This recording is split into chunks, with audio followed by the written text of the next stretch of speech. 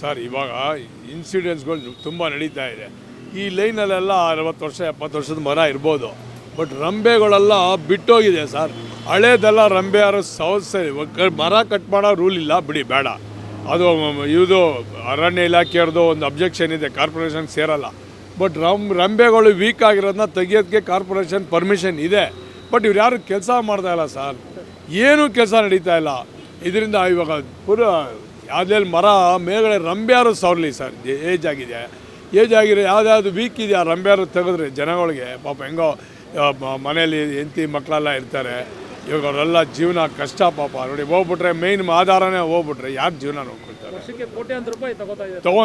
ಮರ ತೆರವು ಮಾಡೋಕ್ಕೆ, ಮರ ರಂಬೆಗಳು ಸವರಕ್ಕೆ, ಗಿಡ ಬೆಳೆಸೋಕ್ಕೆ ಎಷ್ಟು ಕೋಟ್ಯಾಂತರ ರೂಪಾಯಿ ಇದೆ. ಏನಾಗ್ತಾಯಿದೆ ದುಡ್ಡು ಎಲ್ಲ ಪೋಲ್ ಆಗ್ತಾಯಿದೆ ಸರ್. ಸುಮ್ಮನೆ ಅಧಿಕಾರಿಗಳು ತಿಂತಾ ಇದ್ದಾರೆ, ಮಾಡ್ತಾಯಿದ್ದಾರೆ, ಯಾರೂ ಏನೂ ಕೆಲಸ ಮಾಡ್ತಾಯಿಲ್ಲ ಸರ್. ದಯವಿಟ್ಟು ಅದರಿಂದ ಇವಾಗಾರು ಎಚ್ಚೆತ್ಕೊಂಡು, ಮೊನ್ನೆ ನೋಡಿ ಕತ್ರಗುಪ್ಪೆಯಲ್ಲಿ ಒಬ್ಬರು ಸತ್ತೋದ್ರು. ಇವಾಗ ಸಾಯೋ ಮೂಮೆಂಟ್ ಇದೆ ಅವನಿಗೆ, ಮಿದ್ಲೆ ಎಲ್ಲ ಈಚೆ ಬಂದಿದೆ ಪಾಪ. ಇವಾಗ ಅವ್ರ ಮನೆಗೆ ಯಾರು ಆಧಾರ?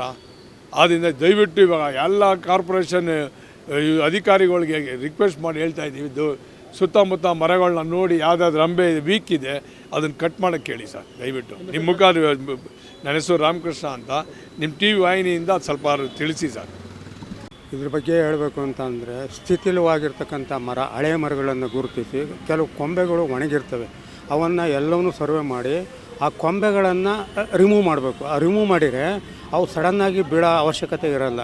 ಇವರೇನು ಮಾಡ್ತಾರೆ, ಒಣಗಿರೋ ಮರ ಯಾವುದೋ ಒಂದು ಉಳ್ಕೊಳ್ಳುತ್ತೆ, ಅದನ್ನು ಕಡಿಯೋದು, ಅದನ್ನು ಮುಂಜಾಗ್ರತೆ ವಹಿಸ್ತಾರೆ ಹೊರತು ಎಲ್ಲೆಲ್ಲಿ ಮರಗಳು ಹಳೆವಾಗಿದ್ದಾವೆ, ಆ ಕೊಂಬೆಗಳು ಎಲ್ಲೆಲ್ಲಿ ಸ್ಥಿತಿಲವಾಗಿದ್ದಾವೆ, ಆ ಕೊಂಬೆಗಳನ್ನು ಗುರುತಿಸಿ ಏನು ಯಾವಾಗ ಇದು ಅವಘಡ ಸಂಭವಿಸ್ಬೋದು ಮುನ್ನಾಲೋಚನೆ ಇಟ್ಕೊಂಡು ಆ ಮರವನ್ನು ರಿಮೂವ್ ಮಾಡ್ಕೊಂಡ್ರೆ ಯಾವುದೇ ಅವಘಡ ಹಾಕಲ್ಲ. ಅದರಿಂದ ಈಗ ಗುರುತಿಸ್ಬೇಕು, ಹಳೆ ಮರಗಳನ್ನು ಗುರುತಿಸ್ಬಿಟ್ಟು ಆ ರೆಂಬೆಗಳನ್ನು ತೆಗೆಸ್ಬೇಕು.